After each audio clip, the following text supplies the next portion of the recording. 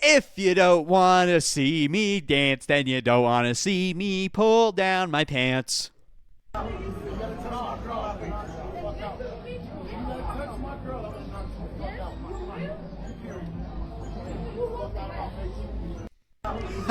Jamal, what are you doing, brother?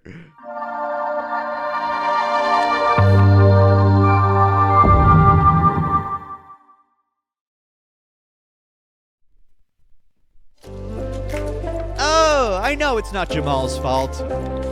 It's not Jamal's fault, dude. It's Joanna's fault. I'm telling you right now. Welcome to the DynamiteGizmo Podcast, everyone. Episode 279? 279! Oh my god, we did it.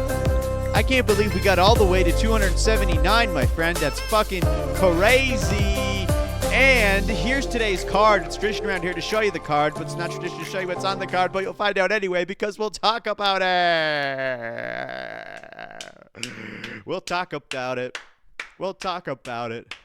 We'll talk about it all day.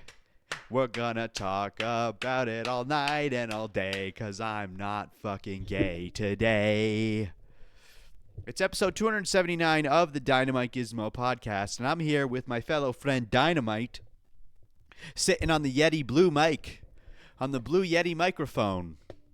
And we've got not a whole lot to talk about, because this weekend is the final UFC event of the year. And preceding that, we are going to have to live in a treacherous, painful time of 6 full straight weeks of nothing. Darkness. No UFC for 6 weeks. 6 weeks. That is a month and a half of no UFC. Zip, zilch, nothing. We're going to have to resort ourselves to other organizations, whether it's Misfits, whether it's ADXC, whether it's whatever the fuck else is going on, dude. We have no choice. But it's okay, because when it comes back in January, at the end of January, oh my God, it's going to be filthy, McNasty. It's going to feel so good to just be back on the stretch of things. And then we got a full year of shit to look forward to now on Paramount, except if you're in Canada, because they don't give a fuck about Canadians, dude. They don't give a fuck about Canadians. Just kidding, they do. They're still signed to the fucking Rogers Sportsnet deal, because we're a bunch of idiots up here. We're a bunch of morons. America is always first. Canada gets the sloppy seconds. And then Europe has whatever the fuck they got going on. My dog's automatic food feeder is dispensing food right now, and it startled me a little bit because I wasn't expecting all that racket. But my dog he's getting up and he's going to go inspect. He's like, okay, is there food over there? That means I can munch. Anyway, last weekend was UFC 323, and by George, by golly, did it go in a way that none of us expected. I think it could have went one direction if one significant little thing didn't happen. But before we talk about anything at all, I need to mention this. As always, here is this weekend's UFC fight prediction sheet. I create these sheets for every single UFC event. Every single fucking one. I used to only do it for main numbered events exclusively. And then I would sprinkle in some fight nights if I felt like it. But nowadays I do it for every single event. You can download this sheet for free. The link is in the description or in my bio. Now, what is this sheet? Is it just simply a list of all the fights that are happening tonight? No. This weekend, I meant? No. It's more than that. It's a fight prediction sheet. Okay? You download this for free, print off as many copies as you want, and use this to help predict fights throughout the night. As you can see, we got the early prelims, the prelims, and the main card. Let's take a zoom in on, we'll do this one here. Okay? This is the 11th fight of the night. It tells you the number here in big, bold number. Okay, it's got their fighter ranks in the top right corner. It's got the flag of origin. It's got their nickname. It's got a picture of the fighters, their Vegas betting odds, their fight record, their names, the weight class. Okay? You go through each one of these fights before the night starts. You check off pick for the fighter you want to win, and then whoever does actually win, you check off winner. And at the end of the night, you go down to the bottom right-hand corner and you mark your score out of 13 here. Okay? As you can see, it's got more than enough information here to at least somewhat make your decision more precise. Even if someone who doesn't know shit about the UFC wants to participate in this, they can because they have the information in front of them. It just makes fight night a little bit more fun when you invite people over. Okay, people who don't give a shit about the UFC, you hand them one of these sheets and you say, just participate. Have some fun. All right? And if we also take a closer look here, in each one of the little slots for the prelims, early prelims, and main card, it's got a little some facts on the side here that you can read about the fights that are going on. We've also got the fight poster here, and then at the very, very end of the night, when it's all said and done, you can rank the card out of 5 stars and then check off the expectation scale, whether it was a flop, missed, met, beyond, or exceed. Bada boom, bada bing, okay? And if you're curious about where the event is taking place, it tells you right here. UFC Apex, Las Vegas. We're going to end the year off with an Apex card. Woohoo! Exciting! Oh, just the way I like it. Apex me up, baby. Apex me up. It's actually not too bad of a card, but we'll get into it later. Let's talk about UFC 323. Just touch on it a little bit. Pantoja broke his arm.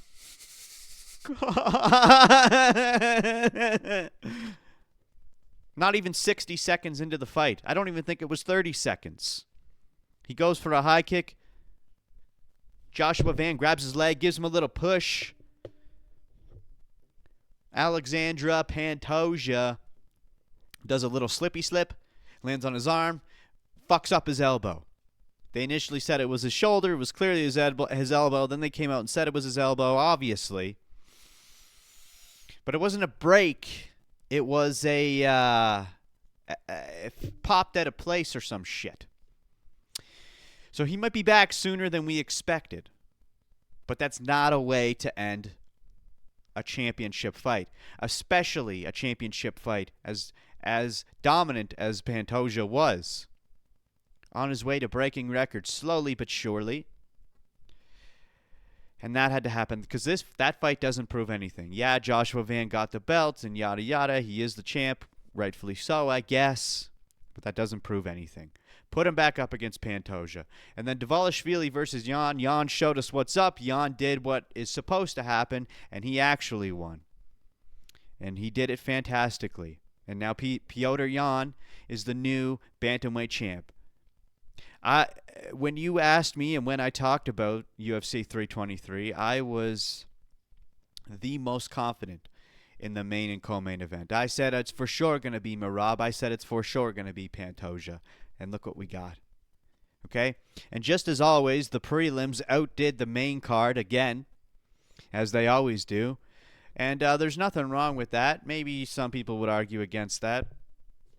But you know what? Just tune in earlier. Okay? Doesn't matter what. Tune in earlier. Because if you don't know the fighters on the prelims and you think it's going to be trash, guess what? It's going to be great. So just tune in. All right? Now let's get into our first segment of the day. And just so before we get into that first segment, fight prediction sheet that we were just talking about, it won't be available until I say so. No, it'll be available tomorrow. I usually have it up by Thursday, but I got shit to do in the evening of Thursday and in the day of Friday. So it'll be available tomorrow, Thursday. It's not available now, but it will be, okay? Bobby Green's on the card now against a Canadian fighter. But we'll talk about that a little later. Let's get into the first segment. Let's get into the first segment of the day, shall we? Let's open this episode up by touching on some fighters from the last UFC event of the year. Because honestly, there's a handful of people worth talking about. We've got 3 female Canadians on this card, and as a Canadian myself, you know I absolutely love seeing that. But that's not where I want to start, at least not yet. I want to kick things off with something I genuinely believe is one of the best creations in the UFC has ever put together. You're not supposed to fall on the ground.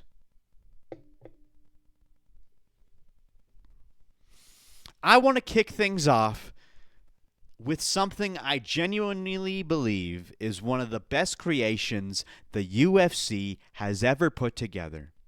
And that is the Dana White Contender Series.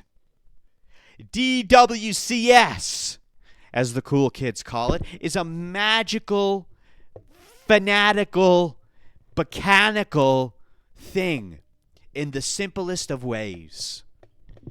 Up-and-coming fighters get one shot to prove that they deserve a UFC contract. 2 hungry fighters, 1 dream. Winner potentially gets their whole life changed. The format is perfect. It's simple. It's the way it should be. And honestly, a lot of times it's more exciting than half of the fights on the actual UFC cards. These fighters are out there risking everything. This is it. This is their chance. There's no second attempt. Well, sometimes, but of course they're going to go out there and put on the absolute best performance of their life. They have no choice. And this year, we got some absolute bangers.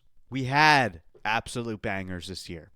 Like legitimately some of the most exciting fights we've ever seen anywhere at any time. And one of them this year that we saw might go down as one of the greatest back and forth wars in not only Dana White Contender Series history, but maybe UFC history. And you know the one that I'm talking about. If you know, you know. It's something I'll never ever forget, my guy. But even with all of that, there was one fight and one fighter who stood out to me above all the rest. Not just because of the performance, but because of the man himself. The character, the story, the presence. And that man is Steven Asplund. Put it in an Asplender. Blender? This guy wasn't on anybody's radar. And at the face-offs, people were literally laughing at this man. Online comments were roasting him. You could hear people in the room giggling. He walked up with layers of loose, flabby skin hanging from his body, clearly showing he used to be a massive fat boy. Not just a little overweight. I'm saying like a big, chunky motherfucker.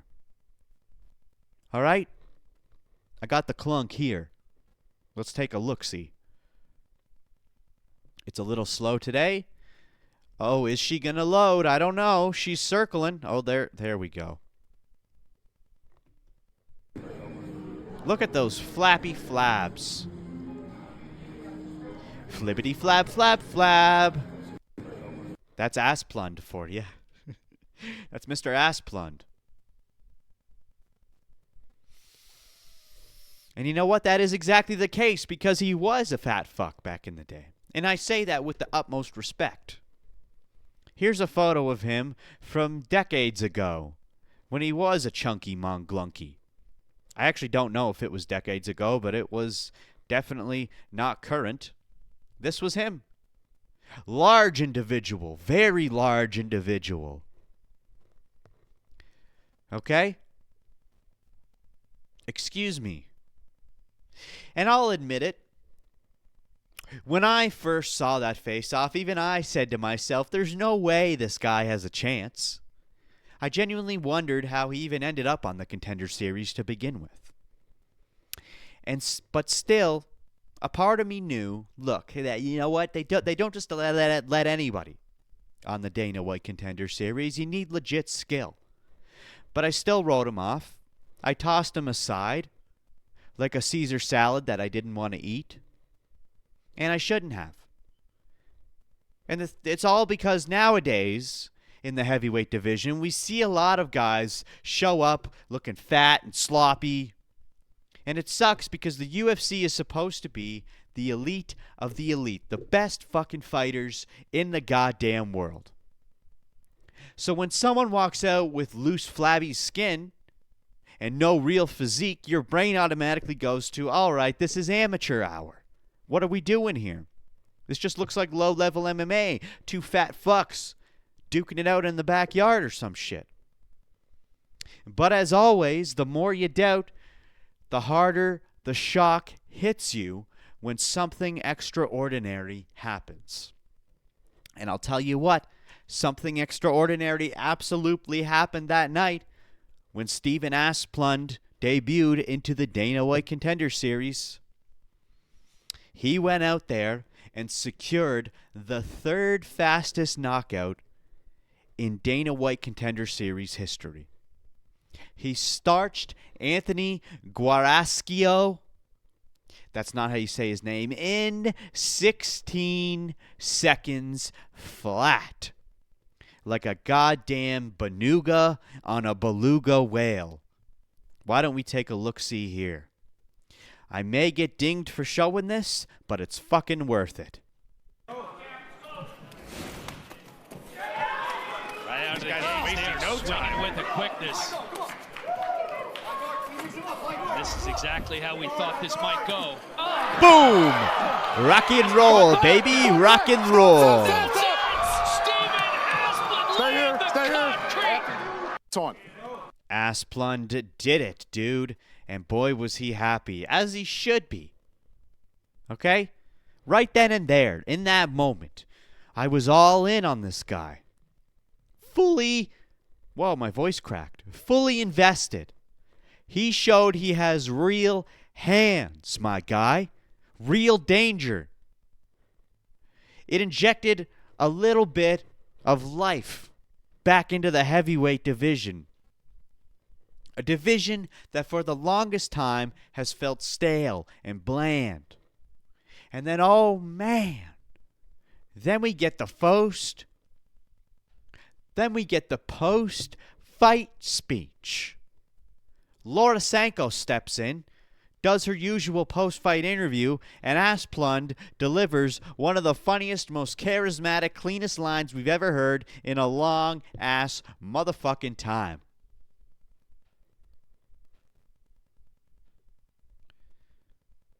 You're going to like this. If you haven't heard this before, you're going to like this.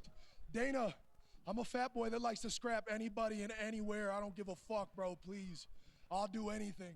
I'll suck your toes, Dana. What's up? Dana. Yeah? He's a funny boy. He's a funny boy. Some people don't like that, but I liked it. I thought it was great. That moment right there told me everything I needed to know. Okay, not only can he crack like a pickup truck, but the man has mic skills. Real mic skills, not forced, not cringe, not pretending to be Connor. He just is naturally funny, naturally charismatic. This is exactly the type of personality fans latch onto. Yes, the sport is about skill first, but don't lie. Don't kid yourself. You know the mic moments matter. They create memories. They create hype, and nowadays, we barely get any of that. Guys try to do it, but it almost always comes off as corny. Even the top-ranked fighters, no charisma, no timing, nothing memorable. But Asplund, different, fresh, entertaining. Like a nice wonton soup. And when I saw he was on this weekend's card making his official UFC debut, he was the first fighter that jumped off the page for me immediately before anybody else. If you look at this card, there are actually a bunch of great matchups. But this one, I'm pumped for the most. Cock in my balls.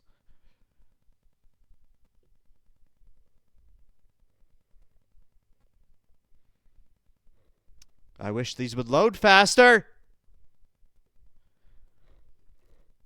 So you spoke about not just carrying the Concrete name into the UFC, but bringing your dad along after watching him and his journey in MMA. How special has this journey been, not just for you, but for your father too, and to have him alongside with you? It's so difficult to articulate, especially because I'm an idiot, right? I get hit in the head for fun, and I got to share this journey with my dad. We started this 4 years ago, roughly 2.5 weeks ago. I just won a contract in the UFC. I got to hug my father and tell him I did this for us. And like now this is just the start to the new life. You know, this is the start to being able to witness these dreams that I've wanted, and that I'm going to continue to carry on for the Concrete name and the Asplund name. So you spoke about Concrete. What's he? You know, he calls himself Concrete. You want to know why? Because he's got fists of concrete. He'll punch you so hard that your face will break into a million pieces. Steven Asplund is unbelievably likable, hilarious, and dangerous with his concrete hands. Now, I have no idea what happens when he eventually and inevitably runs into a grappler. That is the real question, and that's usually the question with the knockout boys. But hey, it's heavyweight, dude. All he needs is one clean KO and the fight's over, my guy. And I cannot wait to see how far Mr. Asplund goes. And you know what? You know what? I'd be happy with him just staying as a gatekeeper. The dude is just worth watching, whatever the outcome is. I'm getting texts from Walmart. They're trying to get me to take part in their sales, but I don't want to, so stop texting me. Walmart. You fool. Today's going to be a bit of a shorter episode because it's a fight night that no one gives a shit about, and there's not much to talk about. There's not a whole lot of news going on in the UFC space aside from Joanna and Jamal Hill, but I'm not even going to talk about that shit, dude. Who gives a fuck? And then for the next 6 weeks, I don't know what I'm going to do, aside from next week, which is the year-end special of the DynamiteGizmo Podcast, so make sure you tune in for that. We're going to be covering all kinds of shit. We're going to be doing a year-end review. We're going to be doing a Maple Off where she answers 15 crazy questions and see what she predicts. And then we're going to end off the episode with the fucking Gizzy Awards. A bunch of different unofficial awards that I'm handing out to the fighters and fights that I think deserve to be highlighted from the year. So make sure you tune into the year-end special of the DynamiteGizmo Podcast. It's either next week or the week after or the week after that or the week after that. I haven't set a date yet in stone, but I'm preparing like a motherfucker on a Mexican caddy wagon. Let's get into the second segment of the day, shall we? I want to talk about some matchups this weekend that are worth watching. Because like I said earlier, if you actually sit down and look at this card, there are some genuinely solid matchups worth checking out. I know for a fucking fact that there are so many people out there looking at this fight night and they are pissed right the fuck off because they see Brandon Royval and Manal Kape. And they're like, oh, it's a shitty fight night. Oh, it's a shitty fight night. It's actually not too bad, okay? It's actually not too bad, you casual fuck. And if you're Canadian, you've got even more reason to tune in. Because there are only 3 female fights on this entire card, and all of them feature Canadians. We got Croden versus Santos, Horth versus Bleda, and Lemos versus Robertson. And Melissa Corden made her UFC debut back in October on the RDR versus Allen card. Do you remember? And she picked up that win. And with only 2 losses on her entire MMA record, she is absolutely trending in the right direction. I think my package has been delivered. I'm pumped to see her again. And honestly, I'm excited for all the Canadian fighters on this card. Because it also just got announced that Bobby Green will be taking on Lance Gibson Jr. in his debut into the UFC. And they're fighting at catchweight. I don't know why this fight came onto this card. It just got announced out of nowhere. And if you don't know Lance Gibson Jr., he's a black gentleman from Canada with a record of 9-1-0. Now, the second fight of the night on the prelims might end up being a straight-up bonger. I don't know for sure, but I'm assuming it's going to be. Because we've got Alan Fry versus Guilherme Pat. 2 heavyweights, both making their UFC debuts, both undefeated, and both knockout artists. 4 of Pat's 5 wins have come by knockout. 6 of Fry's 6 wins have come by knockout, and the majority of those came in round uno. So yeah, I'm expecting some straight-up heavyweight violence right off the start of this card. And I'm telling you, right meow, people really need to stop sleeping on early prelims and non-hyped fight nights. Some of the absolute best fights come completely out of nowhere. All right? I'm telling you, every single time it happens. But some other fights on this card to look out for. We got Magny versus Amosov. Costa versus Charrier. Almeida versus Oleksiejczuk. Chikadze versus Valhaios. And of course, the main event, Royval versus Kape. That really only leaves one fight that I didn't mention on this entire segment. But overall, these are really decent matchups. I honestly don't hate this card at all. Okay? And if Kape wins this fight, he's immediately right up there to fight Van at some point this year. That is, if Pantoja actually makes his comeback and takes out Van first, then we might see Pantoja versus Kape. I don't know, dude. But we're not talking about. Let's talk. I want to talk about Magny versus Amosov, because this one is fascinating. We all know Neil Magny, okay? We all know Neil Magny. He's been in the UFC since 2012, if you include The Ultimate Fighter. A true veteran. Never fought for a title, but he's had some big wins and he's had some bigger losses. Always back and forth.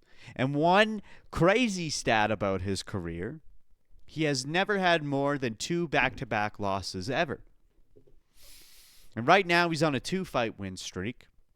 His last fight was against Jake Matthews back in September, and he technically won that fight, but it was a weird one. Jake Matthews had Magny in a super tight submission, and the ref clearly stops the fight about a second before the buzzer goes off and waves his arms to signal the fight is over. Let's watch another clip to make sure that we absolutely get this video blocked in some countries. Okay? I'll show you here. This was the moment here. I remember watching this live and thinking to myself, oh, this isn't right. 5 to go in the round. Neil Magny Stops the fight, is out. and the horn goes. And he's saying he doesn't. Jim Perdios is calling it. Goodness He stepped gracious. in before the horn sounded. No. That was not good. Immediately protested. Yeah, you got to. The fight's still on. And you hear him say, the fight's still on. Whoops, how do I switch back? I got a little stumbled there. All right. Now, as we saw, Jake celebrates, runs around the octagon thinking he won, and then the ref comes back and says, nope, fight's still on, brothers. So Jake has to go back out there thinking he already won. Okay? We've seen this situation many a time, by the way. That's not the first time. And then Neil Magny ends up winning the fight by Darce in round 3. Anyway, and now Neil Magny is going up against a dominant, younger Ukrainian fighter who is making his UFC debut with a record of 28-1-0. Unbelievable. The guy's name is Yaroslav Amosov. He's a former Tech Crep FC welterweight champion with 2 title defenses on that belt. He was the former Bellator welterweight champion, and he took his first ever loss after 26 straight wins, losing the belt to Jason Jackson back in 2023. And at some point during that era of time, he disappeared for a while because he literally went off to serve in the Ukraine war. There's a viral clip of him returning back to what I assume is his home to retrieve his Bellator belt that was locked away in a basement. I saw this today and I couldn't believe what I was looking at, my guy.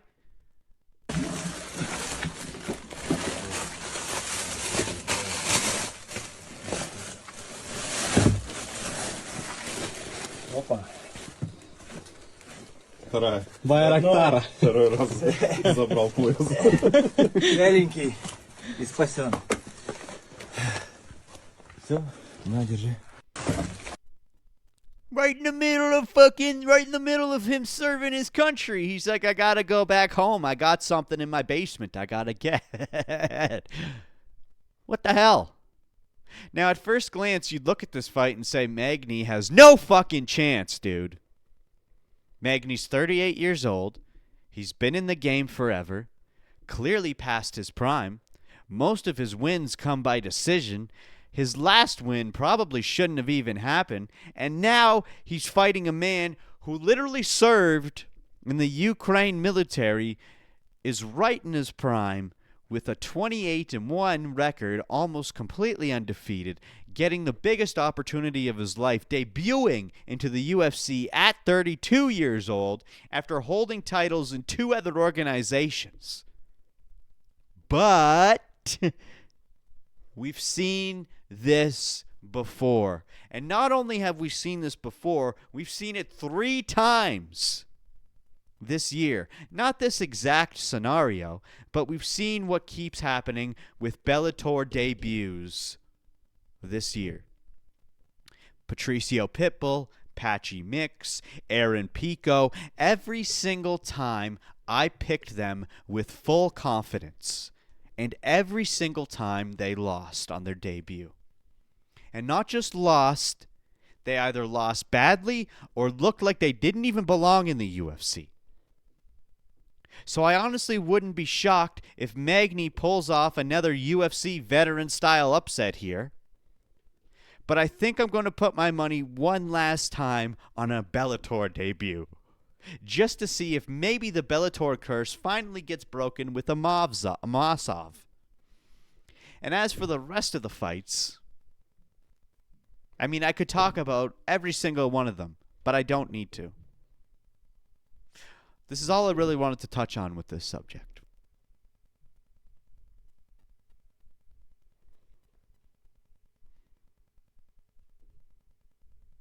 If I was a man, I'd be a black boy.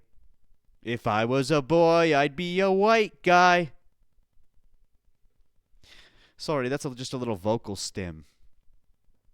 Again, there's not a whole lot to talk about, but it looks like Arman Tsarukyan is coming back. I just want to touch on this. Arman Tsarukyan is coming back in some crazy matchup against Shara Magomedov in some organization called Hype, it looks like. It's going to be a grappling match against Shara Magomedov on December 30th, live on Kick. So, this is going to be one of those fights that we get to watch, being that we don't have UFC for 6 weeks straight. Unfortunately, it's on a Tuesday, and I'm assuming it's in, I don't know, probably somewhere in Saudi Arabia or some shit, because Shara's on the card and he can't fight anywhere else. But it seems like Arman Tsarukyan cannot get fights in the UFC. I mean, he did just fight Dan Hooker, but he's not fighting for the title, as we clearly see. So he's getting in as many grappling matches outside of the UFC as he can. He had 3 this year already, and now he has another one. So that's 4 grappling matches and 1 UFC fight.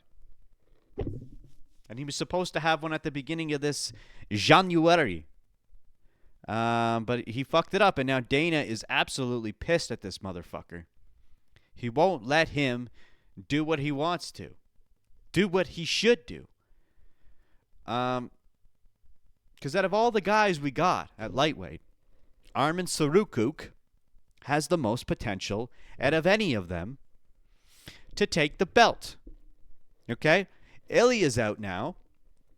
And we got Paddy versus Justin Gaethje for the interim. And whoever wins out of them is going to fight Ilya, probably at the White House. But that's such a long gap of Arman not fighting for the title. And then whoever wins that, then I'm assuming Arman might get a shot, or he might not. It might be too far gone by then. Like, who knows what kind of fights we'll get in between now and that point. Arman might get pushed down. Arman might just say, fuck it, fuck the UFC. I don't know.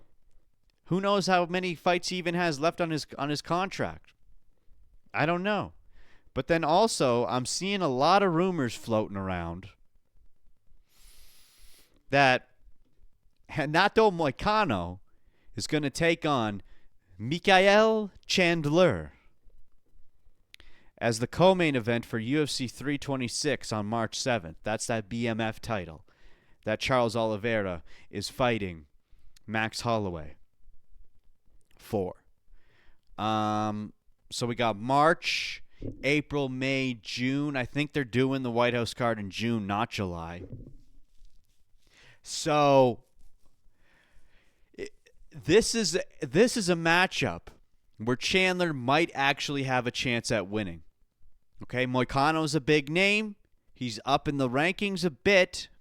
Actually, let's take a look specifically, because I'm not sure exactly where Moicano sits at the lightweight rankings. Okay, Moicano's 10, Michael Chandler's 2. Okay, so if this fight actually happens, again, this is just a rumor, Michael Chandler will bump his way up somewhere at the number 10 area, unless they pull another Paddy Pimblett and push him up farther with that win, which will then mean that they have more of a reason to put Michael Chandler up against Conor McGregor on that White House card as well. All right? Because you don't really want to put Chandler against McGregor when Chandler's coming off a loss. He just had that win in that wrestling organization. Then he could have a win over Moicano, and then they'll be like, okay, Chandler's back on track. Let's get him on the White House card against McGregor. Now, you technically could still put him up against McGregor, even though he's coming off those losses. 3 back-to-back, or however many it is. It's at least 3. And it would still be hyped, but it would be a little tainted and a little stinky. At least this way, if he wins against number 10 ranked Moicano, then you could do it. And I think, as Chandler's he's not horrible, but he hasn't been doing good in the UFC. I think he's 2 for 6 or 2 for 5 in the UFC. But he was dominant in Bellator. Another Bellator guy. I don't know what it is about Bellator, but it's like Bellator's one of the better organizations. You got UFC, PFL, and Bellator. Those are the three. There's Ryzen and some other ones too, but people know about Bellator. Bellator's the spot. But it just seems like the past few years, it's like anyone comes out of Bellator, you're not going to make it in the UFC. Chandler's an outlier, though, because he's so charismatic, and he's got the history with McGregor. He's good on the mic. He's very exciting. Even though he loses all his fights, he's exciting to watch. So they push this motherfucker. And I have a feeling this Moicano fight is going to happen. And I have a funny feeling Chandler will win. And that's the goal. But it's like, what if Chandler loses to Moicano? How are they going to put him on the White House card? I think they still will, regardless. But they want to give, because you don't want to give Chandler a guy that's ranked lower than him, because that doesn't really solidify, because even if he wins that, it's like that doesn't really solidify him a chance at the card, the White House card. But if you give him a guy who's too high up in the rankings, he's probably not going to win. It'd be cool if he did, but he's probably not going to. So you got to give him a guy who's like balanced in between there. So this is a really smart matchmaking move for Chandler. And I could see him winning this, okay? And the only other thing I have to talk about is Khamzat. If we even see Khamzat fight in 2026, I don't know. But I think I already mentioned this before. He says he's going to have one more fight at middleweight and then move up to light heavyweight. So there's a chance we could see Khamzat versus Yuri Prohaska at some point, which would be fucking crazy. In my weight class, wherever. There is Imavov, there is Strickland, there is Hernandez, the whoever. Okay. All of them I see like big check, good money, a lot of options. But I want to, for sure, one more fight, have an hour, one more weight class up. Yeah. One more fight, and I'll move up next weight class. One more. So, Kakamainge. So there is Imavov. I think if Imavov,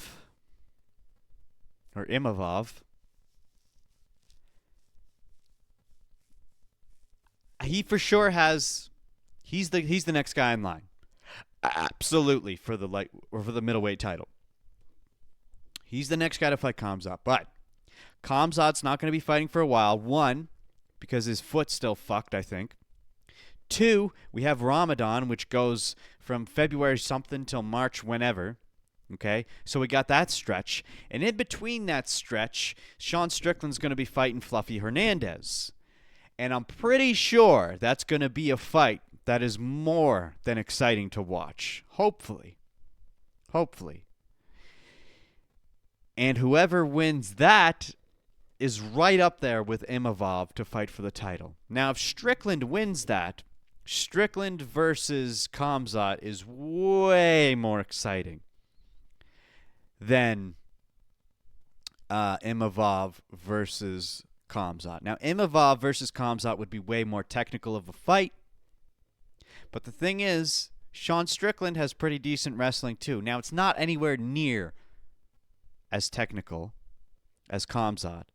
I think if Khamzat and Strickland fought, which they both want that, especially Strickland, Khamzat would fucking mop the floor with Strickland.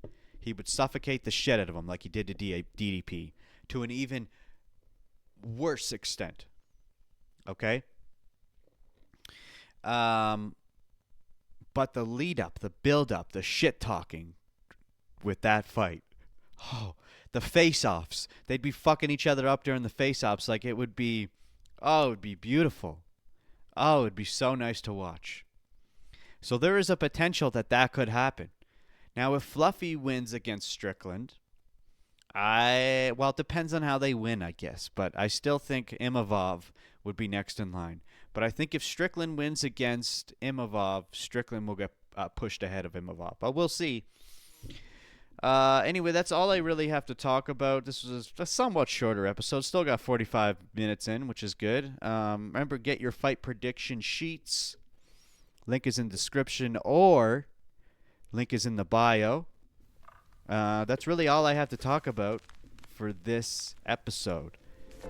I'm thinking I want to have next week be the year-end special, but it might be the week after. It might even be the week after that. I don't know. It might be the start of January. But be sure to check that out because it's going to be fantastic, dude.